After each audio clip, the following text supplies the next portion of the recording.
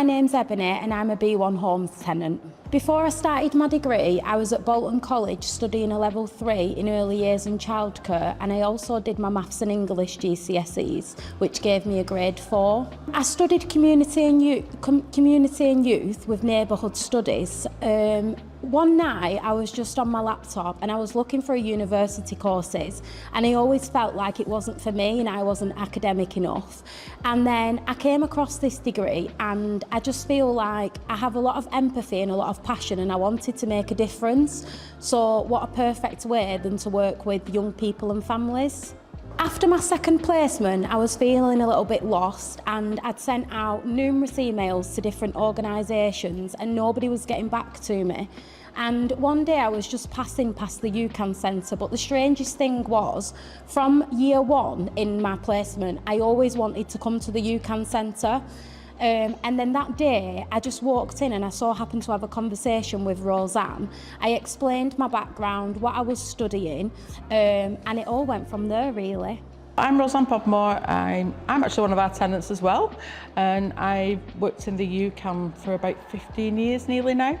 So I'm based in the Bolton UCAN Centre one at present. Oh, it's been great. It's been really challenging for me as well, because I've never done a supervisory role like that for a higher level student. And it was working around what she needed to finish her degree off, because I wanted to make sure she passed, and also working with her autism and different things like that. So I've learned quite a lot from it, actually. I think we all have. It's been really good. She walked in and she just hit the ground running. And basically, we've had to pull her back rather than forward, in all honesty, because she was so enthusiastic and wanted to do everything in 2 minutes.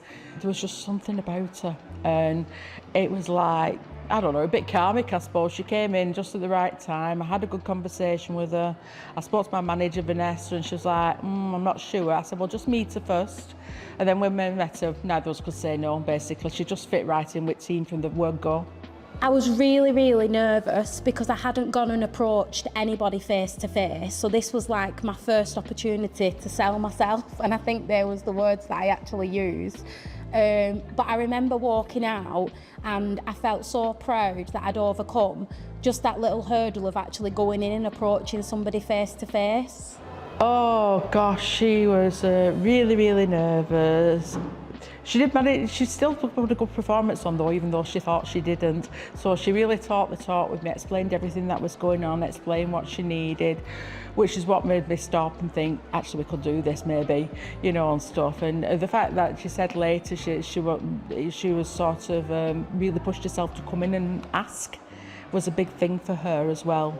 It was absolutely fantastic, and I'm not just saying that. There was a lot of support from Rosanne and Vanessa, and from the very get-go I was sort of put in at the deep end, but I liked that. So I was helping them with a lot of shop floor work, so when tenants would be coming in, we'd be referring them on to citizens advice or money skills.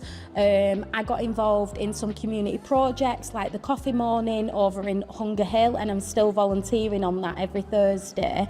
And yeah, it was just a really good opportunity. There was a lot of things that really helped me, so like the coffee mornings and the projects that we was doing, as well as the walking sessions, but my main piece of work was my 5,000 word dissertation, which was based on the current housing crisis and mental well-being. And from that and my dissertation, we found that there was a lot of social isolation in Bolton, more so for over 50s, and that's where the coffee mornings came about.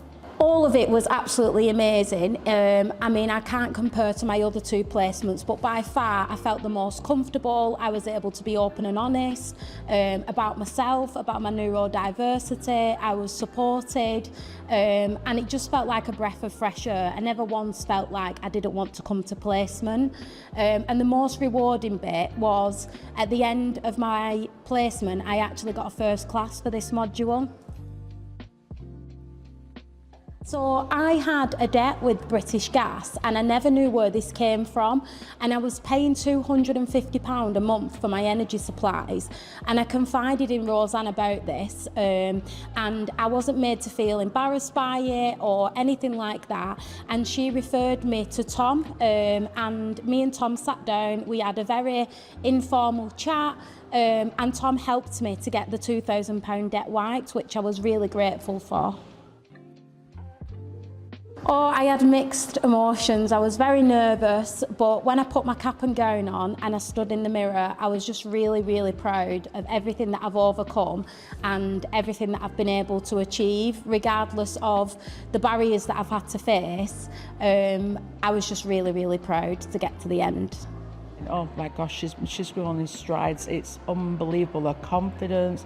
I mean, we've had a few issues that she had to deal with while she was here, not from us, but even from nipping out for her dinner and stuff, and comments made and things like that, which wasn't very nice, and we dealt with all that, and she worked with me to report things and everything, but she's just took everything in stride. She's done research for me, everything I've asked for her. She's come up with the goods and more besides, and she's just so enthusiastic, and my mantra is she literally brought the sunshine in every day she was in. Quiet.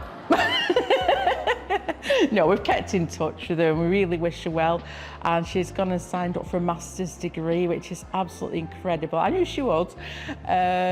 So it's in community policy and well-being, I think, something like that, and she's going to do ever so well, and it's going to open so many avenues for things she can do.